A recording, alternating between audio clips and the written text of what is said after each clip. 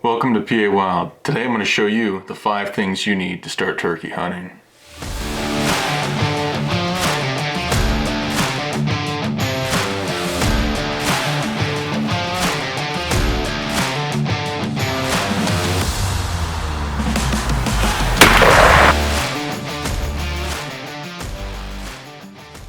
The first thing I'm going to talk about today is camo. A lot of the things I'm going to be going over here seem like pretty basic, common sense type things, but some aspects can be overlooked when you're first getting into turkey hunting. So the first thing I have here is I have just a couple face masks. This is a neck gaiter from Badlands Gear. This is what I prefer to wear when I'm out in the woods turkey hunting. I grew up though using these Walmart couple dollar masks. They have the two just straps here that you put inside the mask, and you kind of wear it like this. I'll throw it on real quick for you. So this is about how you would wear one of these couple dollar Walmart masks like this. Some of them have a little metal piece in here, or you can put one in to kind of keep it out of your eyes. But in general, those will do the trick. I just prefer a neck gaiter because you can easily just pull it down if you need to take a mouth call out or anything like that. But something that might be overlooked by a new turkey hunter is getting your whole face covered. Some people will use face paint and things like that as well, but turkeys have excellent vision, so you want to make sure to get your entire face covered, pretty much just your eyes out so you can still see the bird coming. But other than that, camo hat, camo pants, camo boots, camo gloves, the whole shooting match camo. Turkeys have excellent eyesight, and you definitely want to stay hidden in the woods. The next thing I'm going to talk about is turkey calls. Now there's as many turkey calls as you can shake a stick at, but the main types of turkey calls are: one, you have your pot calls, which can be glass, slate, crystal, even aluminum, things like that, where you use a striker to make the turkey noise on the call. The next type of calls are going to be your mouth calls, your diaphragm calls. This year I'm running the Hunting Public series that they just put out with Woodhaven. I'm excited to give these a shot. They sound pretty good. I've tried them all out now since I got them in. I'm a big fan of Woodhaven mouth calls. I was using the, I think it's the Ninja. I believe this is the Ninja Cut from Woodhaven, but this is one of my longtime favorite calls. And then I have this off-brand call. A lot of people will make homemade calls, and I bought this call on a bar, I think for like 10 bucks. It was on the wall, but it sounds pretty good. It has a lot of rasp to it, and it's one of my favorite calls I use. But I'll show you what that sounds like real quick, and then we'll go over some pot call demonstrations as well.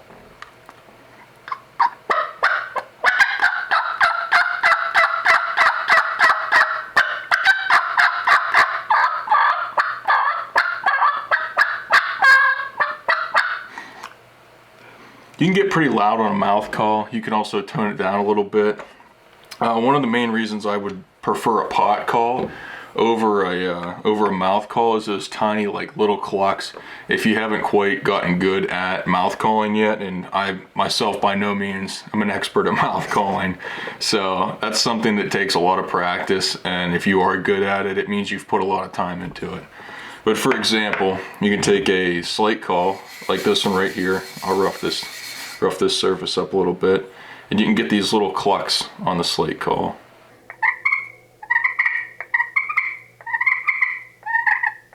And real soft purrs as well. You're like early morning type calling while the birds are still on the limb. You can also get pretty loud on these too. The call I'm using here is from Scarbeck Game Calls. Got these a couple years ago from a gentleman named Eddie Scarbeck. He was kind enough to send me a few calls that he was making in his shop. So we have diaphragm calls, or your mouth calls. We have pot calls. And the other main type of call is a box call. I don't have one here with me right now. I don't mainly run a box call, and I really don't mainly run a pot call either, just because when you're using either of those calls, you have to have your hands on the call and you have to take your hands off your gun. Whereas if you have a mouth call, you can just throw that in, hands on your gun, ready to go, and there's no messing around really when it's time to shoot. So I really prefer mouth calls over the other two. And then this here is just kind of like a novelty thing. This one's not exactly pretty looking, but this is a turkey wing bone call that I made out of my turkey, I believe 2 years ago that I got. Maybe it was 3. I can't remember. Anyway, it's a couple years old now. I made this out of a turkey wing bone.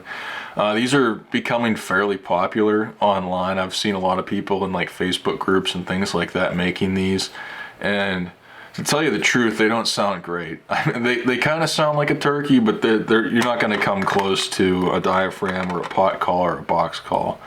But I will show you what this sounds like real quick.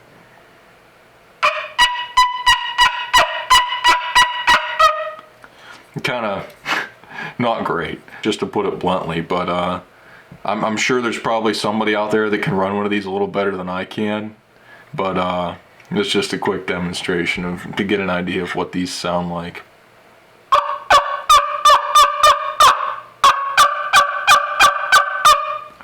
And with these, you're just pressing your lips up against the end of it there and sucking air in. So that's going to be our section for turkey calls. I also want to go over and talk about the 2 main types of locator calls. The first one I have here is an owl hoot call. This is the Hootie Hoot by Mill Creek Valley Game Calls. Sean Kochie runs Mill Creek Valley Game Calls, hand makes all of his calls. I met Sean, I think it was last year, I met Sean at the Elk County Elk Expo in Benezet, Pennsylvania. We got to talking for a while, and I was checking out his company, and I saw that he just recently came out with these. So I figured I'd pick one up and give it a shot this year. The main use for these calls is just getting a bird fired up, whether he's on the limb in the evening or in the morning, not in the middle of the night obviously, or if he's out in the field somewhere and you just want to strike up a bird if you're really not sure if there's one in that area and you just want to let out some calls. I'll go ahead and demonstrate the owl hooter call. Again, just got this like a week or 2 ago, so not great at this yet, but if you want to head over to some other videos on YouTube, I know a couple people have showed this call from Sean. I think one guy did an interview with him about it, but you can check out them running this call as well.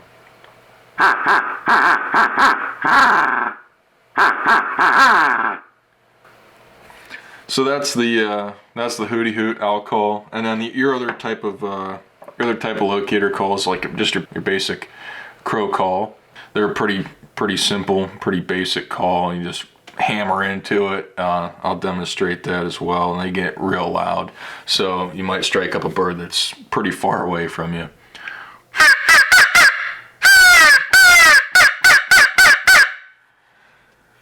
But those are super loud. Work pretty good for crow hunting too, but you can definitely strike up a bird with a crow call. Also, you can just get a shot gobble with your mouth. I know the guys on the hunting public are pretty notorious for that, where Aaron will go out and scream with his mouth into the woods and get a bird to gobble. So that's always an option too if you don't want to spend money on a locator call. If you're just getting into turkey hunting, you just go out and scream. That'll sometimes get them fired up. The next part of this video, it's going to seem pretty self-explanatory, but you're going to need a gun if you want to hunt turkeys, or a bow. Either way, you're going to need something to actually shoot the turkey with. This is my turkey gun. This is a Remington SP10 10 gauge. Really nice gun. Shoots 3.5 inch 10 gauge shells, which is packs quite the punch. You don't need a 10 gauge to hunt turkeys. You can hunt with a 12 gauge. You can hunt turkeys with a 410 if you want to, but there's certain things you're gonna need to do if you want to hunt them with a 410. For the 10 gauge, I like these Winchester shells. These are the Winchester Supremes. They're a 2 ounce 5-shot shell. You can get away with 4, you can do 6-shot. Somewhere in the 4 to 6-shot range on your turkey shells is where you want to be. I like the 2 ounce 5-shot. It's a lot of pellets going down range. 3.5 inch shells usually do the trick pretty well. Most of the time growing up, I used an 1187, which is also a Remington shotgun, and that shot 3-inch shells. But and they do the job just fine too, but it has to be a little closer than the bird does with these 3.5-inch 10-gauge shells. A lot of people like to talk about TSS loads. If you're gonna run a 410 for turkey season, I would recommend running TSS loads. If you're gonna run a 12 gauge or a 10 gauge, I think you're wasting your money on TSS shells. Most of the time you're turkey hunting, if you're gonna call on a turkey, he's gonna be somewhere in the 10 to 40 yard range when you pull the trigger. Coming in at number 4 on the list is a turkey vest. I just picked up this turkey vest from Badlands this year. I wanted to get one last year.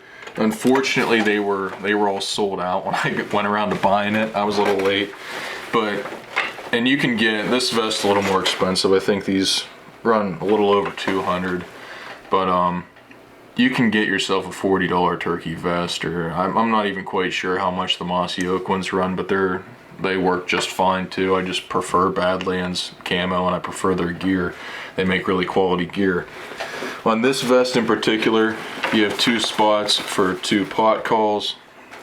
They fit right in there like that. You zip it up. You have a pouch here for some shells as well as other things. I like to throw my mouth calls in these pockets on the vest. They have this magnet clip on them. There's no loud zip or anything like that. They just have a magnet. There's one on this side as well, over here. On this vest is really cool. Like I said before in the video, I don't really use a wooden box call, but they have a designated pouch for that on this vest, and it just straps in like that. They have another pocket on this side. On the back, they got your spot for the hydration bladder if you're going to carry a bladder, if you're going to be out all day and you need water. They have the seat here, super comfortable seat. I actually just got to try this vest out this past weekend for the youth day of turkey season, and I took my buddy's little cousin out.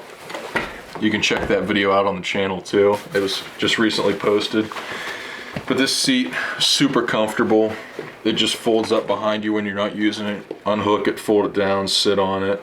And then also what's really neat on this vest is that they have these hooks up here, these straps that folds out, and you can extend this. I have it cinched up right now, but you can extend this and actually throw a turkey in this space to carry it out on your back when you're walking out of the woods, if you get one, if you have any decent length of walk to get back to your vehicle.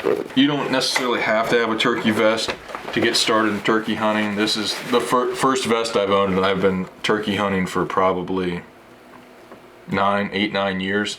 So it just really beats sitting on the hard ground, or if you're up against a tree sitting on roots and you're sitting there for a long time and you get really stiff. It's just nice to have like a nice seat, and then when you start acquiring calls and different things like that, it's nice to have a place to put all your calls and have them right here when you're hunting. Guys, the last thing that I want to talk about, the 5th and final thing that you're going to need to start turkey hunting, is patience. That is something I don't particularly have a lot of the time, is patience. Over the last couple of years in turkey hunting and filming and doing PA Wild, I've acquired some more patience than I had previously, but I'm still working to get there. A lot of times when you're turkey hunting, if you see a gobbler out in the field and you're calling to him and he's answering back, and then he just goes silent, like your normal instinct is to get up and say, oh, he must have moved or went somewhere else, like this spot's a bust, you know, you're gonna leave. But more often than not, the bird is just gonna work around, come in silent, and still come into you if he stopped gobbling. It just takes that little bit of patience and having some faith in your calling and knowing the bird's gonna come in. There's nothing more frustrating than when a bird doesn't want to cooperate or when he's henned up. So it's just important to stay patient when you're turkey hunting. I think personally that if you have patience and you're able to use your patience, you will kill a lot more birds than somebody who is not patient. And I think that goes for a lot of different things, hunting wise, whether that's deer or anything else, is having patience. But I think especially with turkeys, it's prevalent to have patience, and I think that's one of a key to success for turkey hunting, and definitely getting more birds.